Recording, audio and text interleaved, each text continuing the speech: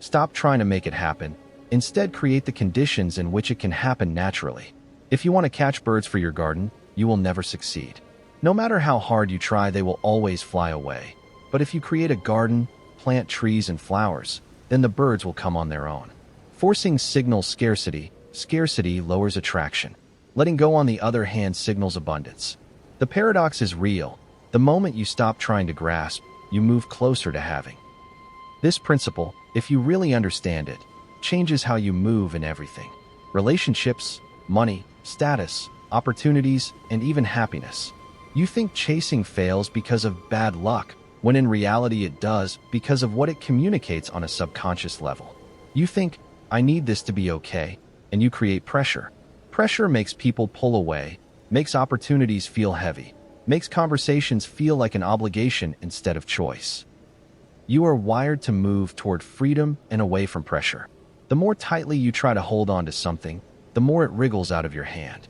It's like trying to grab water, but it gets deeper. Chasing doesn't start with your behavior. It begins with your identity. If you believe that you are incomplete and you need things to fill that hole, you will chase.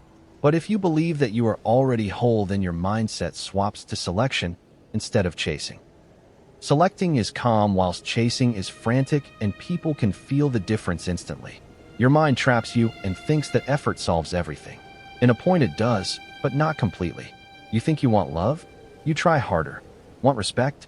You try harder. Want confidence? Try harder. But certain things are state-based, not effort-based.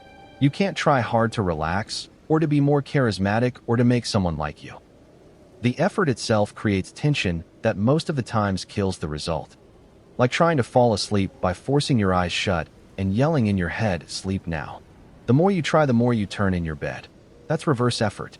On the other hand, you got detachment. Detachment doesn't mean you don't care. It simply means your emotional stability isn't held hostage by the outcome. That energy feels lighter, safer, more powerful. For example, if someone feels you will be fine without them, 1, they feel no pressure, and 2, they feel they must earn their place. Humans value what they can lose, but never what's clinging to them. This is why when someone tells you, maybe another time, often gets a call back, while the one who writes a paragraph explaining their feelings gets ghosted. Chasing is often fear masked as ambition. Fear of being alone, not enough, missing your chance, not being chosen. So you grip tighter, move faster, try harder. But your fear always leaks through your tone, your eyes, your words. You can't hide need. People smell it the way hunters smell blood. Letting go is powerful, however. It says, I want this, but I don't need it. This is called emotional wealth, and humans are drawn to those who seem wealthy, whether it's emotionally, socially, energetically. The paradox of control is that the more you try to control outcomes, the less control you actually have. Because your mood depends on external variables that are beyond your command. Whether they text back or not, your plan works or not, if they like you or not. You hand over your emotions to something or someone else. Non-chasing, however, is how you get back behind the wheel. You focus on you can control your body, your work, your direction, your standards, your pace. You let the outcomes be byproducts instead of targets. Ironically enough, that's when outcomes improve. The real power move isn't intensity, it's ground in difference. Not cold, not distant, but internally stable. You are fully engaged, but you are not collapsing internally based on the response. That is why high-status people don't chase.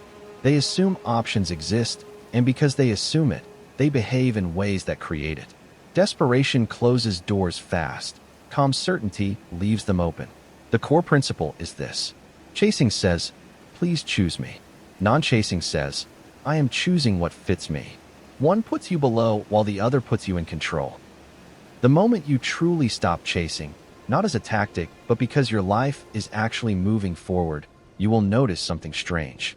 Things will start coming towards you, not because of magic, but because you finally stopped pushing them away with need.